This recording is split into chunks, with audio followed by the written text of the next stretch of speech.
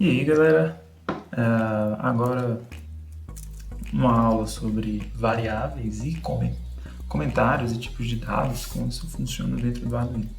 É fundamental você entender isso aqui bem, porque alguns erros que acontecem em linguagens de baixo nível, quando você está mexendo no Arduino, algumas coisas que você vai se deparar vão ser erros de overflow de variável e se você não entender, você vai ficar perdidão, não vai conseguir resolver o problema e vai, tipo, perder muito tempo tentando encontrar uma solução, achando que é erro de lógica, erro de outra coisa, e às vezes é só uma variável que tá com um valor mal dimensionado, beleza?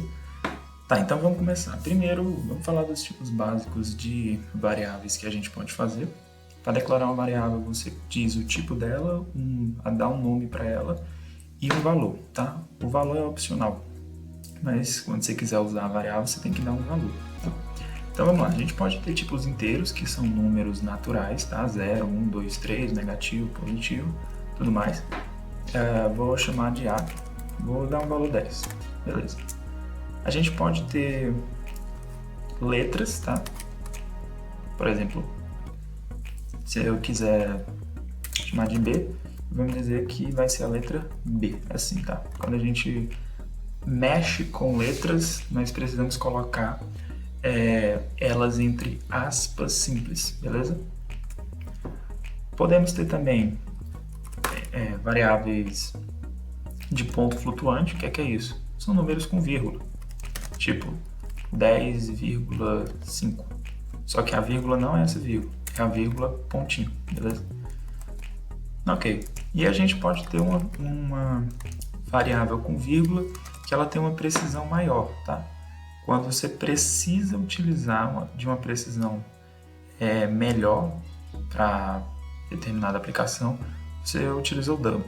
Consequentemente, ela armazena mais espaço na memória, tá? Ela ocupa mais da memória. Então vamos lá. 19,56, alguma coisa assim. Ok, vamos ver isso aqui na prática, né? Vamos imprimir as variáveis para ver que elas realmente existem e estão declaradas. Né? Primeiro passo, definir a serial, serial.begin, tá? Define uma velocidade, beleza?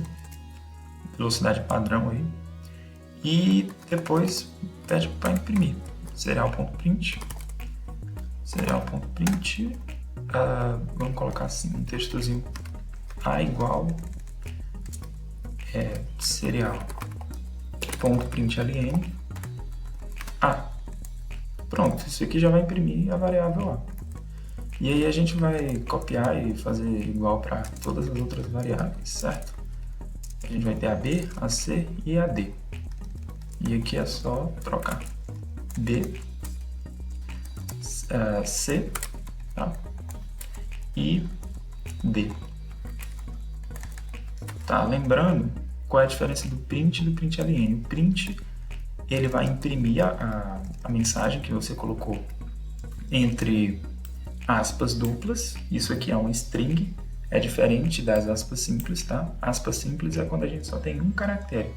Aspas duplas é quando a gente tem vários caracteres, tá? A gente tem o caractere B, o caractere espaço, o caractere igual, e assim por diante. O que o serial print vai fazer? Vai imprimir essa mensagem no nosso monitor serial. E o println, ele vai imprimir essa mensagem que está dentro da variável, ou seja, ele vai imprimir o valor 10, é o que a gente espera, e vai dar um line, que é pular uma linha, para não ficar tudo junto, beleza? Então vamos executar isso aqui, vamos ver acontecendo aqui, ó. Ele está imprimindo, porque o loop ele executa infinitamente, tudo bem? Então a gente pode parar aqui e ver o que aconteceu. Se a gente pegar esse aqui, ó, o A é igual a 10, o B ele é igual ao B, o C é igual a 10,50, que era o valor dele, certo? Ele botou com duas casas de precisão, não está errado, e 19,56, que é o valor do dano. Beleza? Beleza. basicamente é isso sobre variáveis, tá? Você tem vários outros tipos de variáveis. Se você quiser, não dá para falar, são muitas variáveis que você tem e cada uma tem certos detalhes. Mas você pode entrar na referência do Arduino e dar uma olhada nos tipos de dados. Você vai ter alguns tipos de dados que não são primitivos. Esses aqui são tipos de dados primitivos, tá? Eles são da linguagem de programação C, C++. Mas você tem alguns tipos de dados um pouco, como se diz, derivados, tá? Esse aqui deriva, por exemplo, esse word aqui é uma palavra, tá? Aí ele vai te dar uma descrição aqui do que é que seria isso, tá? Então, você tem que ver qual aplicação você utilizaria ele, ou você pode utilizar um tipo de dado básico, até porque eles são utilizados com tipos de dados básicos por debaixo dos panos, beleza? Tá, como é que você pode fazer um comentário, por exemplo? Comentários são muito úteis quando você precisa lembrar do código depois de um tempo. Por exemplo, você coloca 2 barras e aí você vai comentar toda essa linha que está para frente das 2 barras, certo? Meu comentário, certo? Daí ele até coloca uma cor diferente para dizer que isso aqui não vai ser de jeito nenhum compilado, tá? Ele só vai ignorar essa linha aqui e vai executar o resto, que seria as impressões. Isso é interessante, por exemplo, se você quiser fazer um debug, se você quiser excluir uma parte do código. Por exemplo, essa parte aqui, ó. Eu não quero que ele imprima o valor de B e o valor de C. Então você pode fazer assim, e aqui ele é um começo de comentário de várias linhas e aqui é um fim de comentário de várias linhas, tá? Se você colocar para funcionar, nós vamos ver aqui o resultado. Parar aqui, o A é igual a 10 e o D é igual a 19,56, ou seja, ele não imprimiu essa parte do serial print B e do serial print C, tá?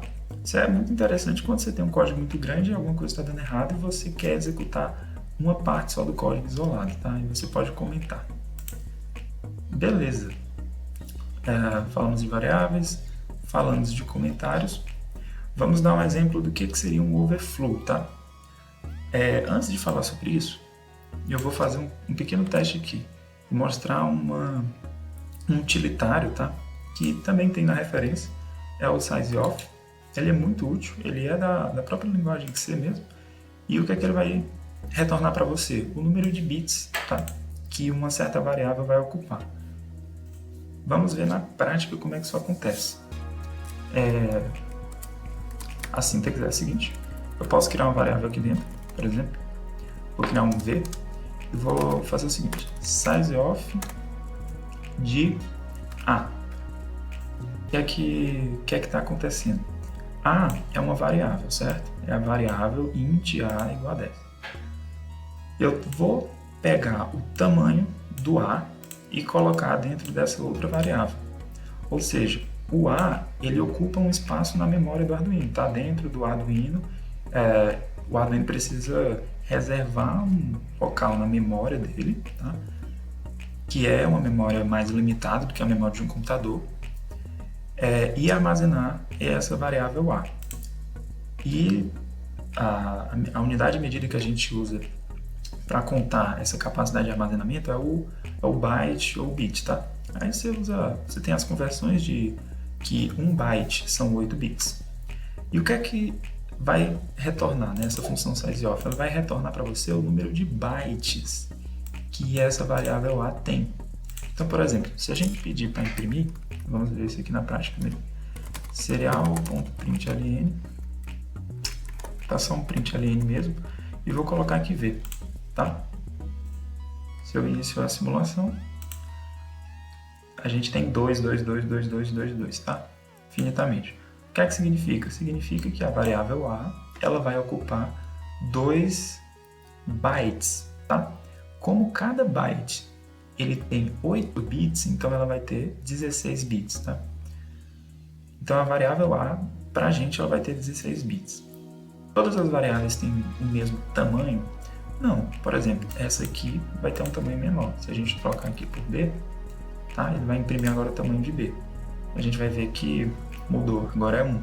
Tá? Então a variável d, que é do tipo char, ela ocupa menos espaço na memória. Isso é interessante, porque ocupando menos espaço na memória, você deixa o código mais rápido, tem menos problema de armazenar muita coisa na memória, tá? Você otimiza o programa em si. A variável c, ela é do tipo float, consequentemente ela é mais custosa, né? Ela tem um custo maior, ela tem 4 bytes, tá? E a variável d, ela tem quantos bytes? Vamos ver. Tem... tá. Calma, só um segundo.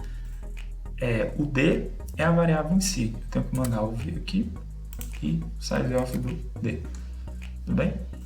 A gente rodar novamente, ela tem 4 bytes, tá? Beleza.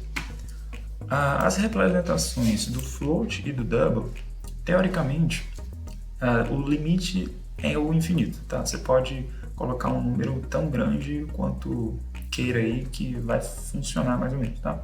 Mas o range deles são muito grandes. O range que geralmente dá problema é o do inteiro, tá? Vamos ver um exemplo do que seria um overflow na variável inteira. A gente viu que a variável inteira, ela tem 2 bytes. Se a gente rodar de novo, ela tem 2 bytes aqui. Tudo bem, o que significa isso? Que ela tem 16 bits. Fiz um desenho aqui, mostrando como é que ficaria essa variável.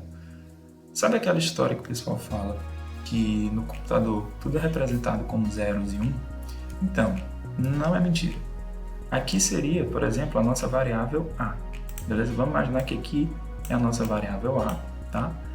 E que isso aqui é o local na memória onde você armazenou a variável. Então você vai ter um monte de zeros e uns, que representam ligado e desligado, tá? É uma representação. O total vai ser 16 bits, porque são 2 bytes, tá?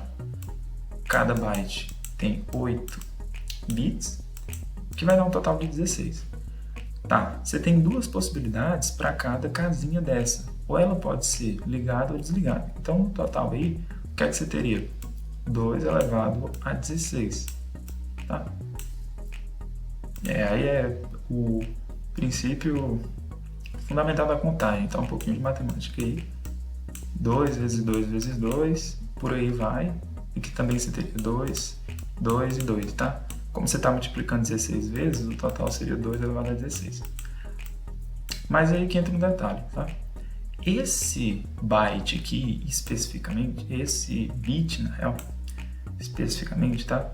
Ele serve para dizer se vai ser positivo ou negativo. Beleza? A gente pode configurar para ser sempre positivo ou sempre negativo. Isso aí vai aumentar o valor do nosso range, do nosso intervalo de valores, tá? Mas, por padrão, do jeito que está no nosso código, ele é sempre o zero representa ou positivo ou negativo e o mais é representado pelo zero ou pelo 1. Não me lembro bem qual é, mas um representa o zero e o outro representa o 1. Beleza?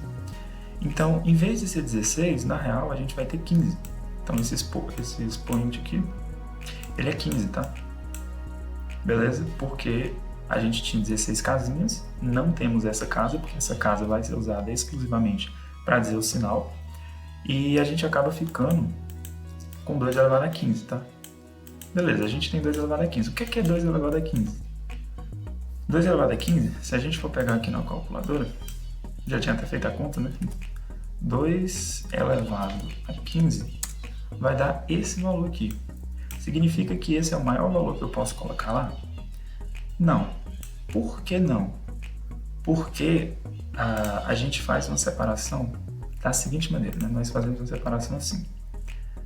Por exemplo, eu vou desenhar aqui o que seria o intervalo do número inteiro lá que a gente tem. A gente teria 2 elevado a 15, né? Nós temos 2 elevado a 15 menos 1, tá? E aqui a gente tem menos 2 elevado a 15. Beleza? Por que desse menos 1? Porque o zero, ele tem que entrar em algum canto, tá? Ele tem que entrar em um dos lados. Ou ele vai entrar na parte dos números negativos, que é essa parte aqui, ou ele entra na parte dos números positivos, que é essa aqui. Como o menos 1 está aqui, né?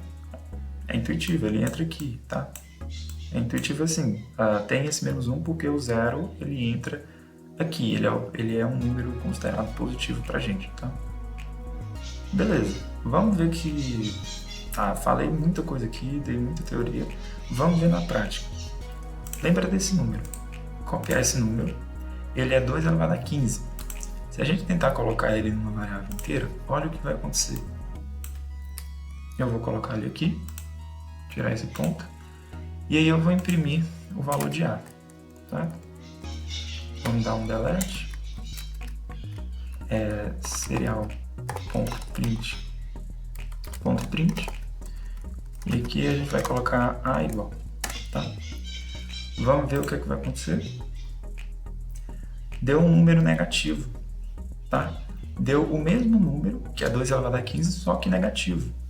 Beleza? Não era isso que a gente queria. A gente colocou um número positivo e o número deu negativo. Por quê? Porque ele está pegando esse número aqui, ó, que é o menos 2 elevado a 15, que está na página dos negativos. Por que isso acontece? Quando a gente tenta acessar um número que é maior do que o limite, ele acaba voltando, tá? É como se fosse uma rodinha, certo? Se você tentar acessar um número que é maior, aí no final aqui você teria o 2 elevado a 15 menos 1, que é esse número maior, e aqui você teria o menos 2 elevado a 15, tá? E aqui, por exemplo, você teria o 0, aqui o 1, o 2, menos 1, menos 2, tá?